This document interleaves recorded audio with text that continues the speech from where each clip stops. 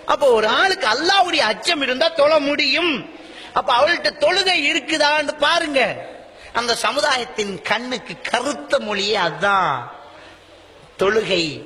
சில சொல்றாங்க, ஹசரத் என்ன செய்யற ஹசரத், பொண்டாட்டி தொழுறாள் இல்ல, எப்பவுல இருந்து அப்பவுல இருந்தே நான் பார்த்தா நேற்று முந்த நாளாக்கி மணி கல்யாணம் கட்டினது நானும் வாதாரம் நாள் தொழுவா, சரி அப்புறம் அவ்வளவுதான்.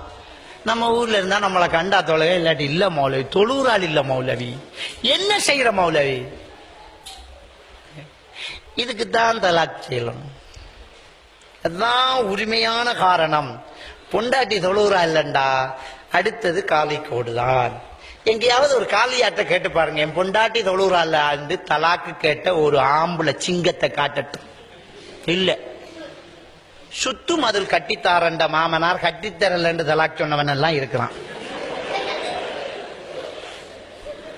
அதுக்கெல்லாம் கக்குயி கட்டி தராதுக்கெல்லாம் பொண்டாட்டிய விடுறவன் இருக்கிறான். தொழல்ல அப்படிங்கிறதுக்காக விட்ட ஒரு ஆம்பளை, தொழுறான் இல்ல அப்படி என்று புருஷனுக்கு தேவையில்லைன்ற ஒரு பொம்பளைய காட்டுங்களேன். சில புருஷன்மார் தொழுறான்ல, அவனோட வாழக்கூடாது, அவன் முஸ்லீம் இல்லைங்க. ஒரு காவிர கல்யாணம் கட்டின சீலம் அது. ஒரு காவிர கல்யாணம் கட்டினா ஒரு தமிழனோட ஓடி போனா பொம்பளையா அவன்பா. நீங்க நீங்க அவரோட இருக்கீங்க, அத்துக்காதரங்கிற காவிரோட இருக்கீங்க. உங்கள மாப்பிள்ளையும் காவிரான், பட் பேரு அரபு, அவ்வளவுதான். அவர்கிட்ட தொழுகை இல்லையம்மா. நபிகள் நாயகம் ஸல்லல்லாஹு அலைஹி வஸல்லம் அவங்க சொல்றாங்க, அல் ஃபர்கு பைனல் அப்தி வல் குஃப்ரி தர்கு ஸலாஹ். குஃபுருக்கும் ஒரு அல்லாஹ்வின் அடிமை ஈமானுக்கும் இடையில வித்தியாசமே தொழுகையை விடுறதுதான்.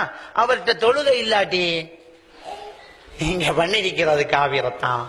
அதை தலாக் பண்ண தயாராகுங்க. அந்த பெண் அப்படி வாங்க, அப்ப தொழுவா. அப்படி இல்லையா விடுங்க. பொண்ணா இல்ல ஊர்ல தொழுறவன் நிபந்தனை போடுங்க, மணமகள் தேவை, கண்டிப்பாக தொழுகை நிறைவேற்ற வேண்டும் போடுங்க. அன்பான கல்யாணம் நடக்கும். அதெல்லாம் கிடையாது இன்னைக்கு.